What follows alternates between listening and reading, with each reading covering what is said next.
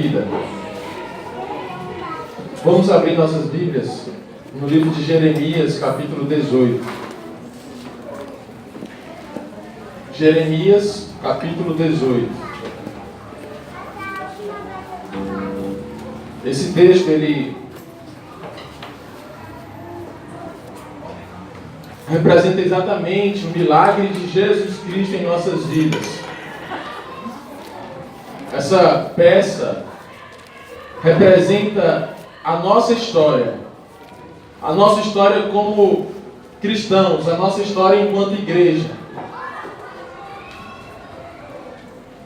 Jeremias capítulo 18, versículo 1. Jeremias foi um profeta que pregou durante o exílio babilônico. Ele pregou um pouquinho antes da invasão de Nabucodonosor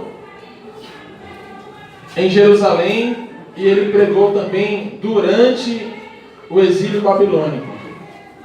E a pregação de Jeremias era uma pregação dura, uma pregação enfática acerca do arrependimento, da transformação. E um dia ele teve uma visão. O Senhor entregou a Jeremias uma linda visão. Você quer saber que visão foi essa? Vamos ler a palavra de Deus, Jeremias capítulo 18. Palavra do Senhor que veio a Jeremias dizendo: dispõe-te e desce à casa do oleiro, e lá ouvirás as minhas palavras. Desci à casa do oleiro, e eis que com ele estava entregue a sua obra. Eis que ele estava entregue a sua obra sobre as rodas. Como o vaso que o oleiro fazia de barro se lhe estragou na mão, tornou a fazer dele outro vaso, segundo bem lhe pareceu. Então veio a mim a palavra do Senhor: não responderei eu fazer de vós como fez este olheiro, ó casa de Israel, diz o Senhor. Eis que como barro na mão do oleiro, assim sois vós na minha mão, ó casa de Israel. Como vaso de barro nas mãos do oleiro, assim somos nós nas mãos do nosso Senhor Jesus. Você imagina a pregação de Jeremias em meio ao pecado de Israel, em meio à desobediência de Israel, em meio a uma situação de caos que culminou com a retirada do povo do meio de Israel. E aí vem a visão de Deus. No momento da crise, vem a visão de Deus. No momento da dificuldade, vem a palavra de Deus que nos tira da dificuldade, que nos tira do meio do caos. A palavra de Deus que nos anima, que nos consolida, que nos tira da situação do pecado. A palavra de Deus que nos fala, que nos compara a vasos de barros. Vasos, vamos tocar um pouquinho, pastor Wesley. Vasos criados com um propósito específico. Vasos que foram criados com uma missão, mas que essa missão foi deturpada pela vida, deturpada pelo inimigo, deturpada por frustrações. O Senhor não nos vê como mais um em meio à multidão. O Senhor não te vê como um número de CPF. O Senhor não te vê como mais um número de identidade de RG. O Senhor te vê como alguém com um propósito lindo, específico e maravilhoso na terra. Você não é mais um no meio a uma massa de manobra. Você não é mais um para Deus. O mundo, ele divide pessoas em classes. O mundo, ele divide as pessoas como em grandes currais. Há pessoas que acreditam que o mundo todo está dividido em 12 currais, que são 12 signos. E aqueles 12 currais ou signos, aquelas pessoas que estão contidos neles se comportam da mesma maneira. E tem uma sorte do seu dia. E tem épocas da sua vida que estão com um ascendente em astro A ou B. Seria muito pouco, seria muito superficial uma obra tão linda e maravilhosa criada por Deus para ser colocada em 12 grandes currais. O Senhor Jesus, te ama de tal sorte que Ele te fez de modo assombrosamente maravilhoso. Você não foi criado para ser mais um. Você não foi criado para ser mais um número numa estatística. Você foi criado para ser a imagem e semelhança de Deus. Só que como a Thalia representou muito bem, muitas vezes o propósito da criação de Deus para conosco se deturpa, se frustra, por muitos motivos. Às vezes uma ferida da vida. Alguém aqui já foi ferido na vida?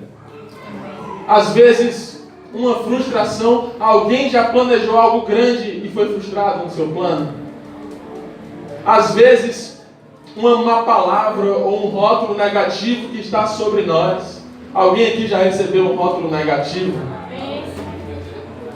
E cada vez, tá bom, né? Tá bom. E cada vez que algo assim acontece conosco, é como uma mão que suja, que racha, que trinca, que desfigura, que tira a função daquilo que Deus fez, daquilo que Deus idealizou. Quando se olha para um bebê, com a criança, você tem sonhos, expectativas acerca dela. Você pensa, o que vai ser? O que vai fazer? Quando vai começar a comer? Quando vai começar a falar? Não é assim? Quando vai começar a engatinhar? E de expectativas em expectativas. E de repente aquilo que eram só planos bons, sonhos bons, um lugar maravilhoso, vai se tornando um resultado negativo, travas da vida, sujeiras do mundo, que desfiguram aquilo que se sonhou para aquela vida. E assim estava Israel, desfigurada, longe, distante dos propósitos que Deus havia sonhado para ela. O Senhor fez Israel para ser um povo adorador, um povo fiel, um povo feliz. Deus instituiu festas, Deus instituiu amor, Deus instituiu uma comunicação, Deus instituiu fartura, prosperidade, Deus instituiu lindas promessas, Deus instituiu maravilhas para Israel, como uma criança que nasce. Mas de repente, o pecado chegou, as durezas da vida chegaram, a desobediência chegou, e aquele lindo plano de Deus para Israel foi totalmente descaracterizado, destruído, frustrado. E aí ele leva Jeremias a essa visão.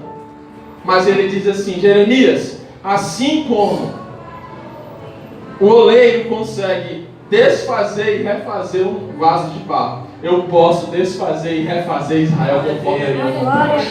Olha para a ferida da tua alma, para a sujeira do teu coração. Assim como Deus curou Israel, Ele pode te curar nessa noite também. Ele pode tirar toda a sujeira dos teus sonhos, dos teus propósitos, tudo aquilo que te trava. O Senhor é poderoso e é fiel para te curar nessa noite, em nome de Jesus. Amém. Como você está? Eu te pergunto nessa noite. Como você está? Diante dessa palavra, diante dessa mensagem, como você se enquadra? Como está você como vaso? Você está rachado? Você está sujo? Você está despedaçado? Você está quebrado? Te falta um pedaço? Como você está? Como você está? Você pode responder para si mesmo, em silêncio, no profundo da tua alma, como você está hoje? Eu tenho certeza que Deus tem uma obra para fazer na sua vida nessa noite. Porque quando o mundo percebe algum defeito, alguma imperfeição, o que é que ele faz? Ele descarta. Ele tira o valor. Quando o mundo percebe uma imperfeição em algo ou em alguém, ele descarta. Você já foi comprar uma peça, um móvel, uma mesa, E de repente se percebe um arranhão naquela mesa. O valor cai. Quem já foi aqui comprar um carro ou já levou o seu carro para ser avaliado? O carro tem um valor X na tabela. Mas aí um rapaz vem, um homem vem, passa o dedo e diz: o seu carro já foi batido. Você acaba de perder R$3.000 na avaliação do seu carro. Não vale mais. 2 semanas atrás eu fui na livraria e aí tinha um livro excelente de um autor cirurgião muito bom, junto com o pastor, um livro que eu gosto muito. E aí eu fui comprar esse livro e a vendedora disse: ele está valendo 40% a menos, porque está sujo. Porque quando o mundo percebe alguma imperfeição, ele tira o valor ou ele descarta. A entrevista de emprego é como que uma investigação sobre os teus defeitos. O entrevistador, ele fica ali analisando você durante aquele período para ver essa pessoa vai ou não vai dar certo para essa função. Ele tem certo defeito ou não tem esse defeito? Ele tem essa qualidade ou não? E se ele perceber algum defeito em você, ele te descarta. Porque é assim que o mundo age. A cultura do descarte. Hoje em dia, estamos vivendo a cultura do descarte nos casamentos. Por muito pouco se separa, se divorcia. A cultura do descarte nos casamentos. 2017 bateu o recorde em divórcio em Fortaleza. A maioria dos divórcios, assim, o maior crescimento, divórcios online. Processos que se dá abertura pelo smartphone. Uma coisa tão séria, uma coisa tão sagrada, um passo tão sério que alguém dá na vida, começa a ser desfeita e descartada por um celular. E se abre mão da família, e se abre mão do convívio com os filhos, e se abre mão de uma nova tentativa, porque se percebeu defeitos. E o ser humano hoje não é treinado a conviver com defeitos. Nós somos estimulados a conviver com a perfeição.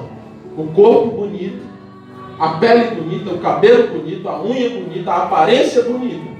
Mas pouco tem se preocupado com a essência. A casa do oleiro fala da transformação da essência, da intimidade, do lugar secreto. Porque a cultura do descarte, ela não pode reinar na igreja. Porque Jesus era contra a cultura do descarte. Deus é contra a cultura do descarte, porque Ele é o Criador de todas as coisas. Ele nos criou. Ele apostou em nós. O nosso Deus não apoia o descarte. Assim também nós, na igreja, não podemos apoiar essa cultura. Que cultura é essa? A cultura de ver defeito e tirar valor. Olha, tá vendo? Ele tem tal defeito, ele não vale nada. Olha, tá vendo? Vamos abrir mão dele, vamos tirar ele do nosso meio. Vamos excluir essa pessoa porque ela tem determinado defeito. Senão, todos nós estaríamos excluídos, não é verdade? Timóteo, onde está na Bíblia que Deus é contra a cultura do descarte? Tem uma expressão, uma profecia acerca de Cristo feita aproximadamente 700 anos antes de Cristo nascer.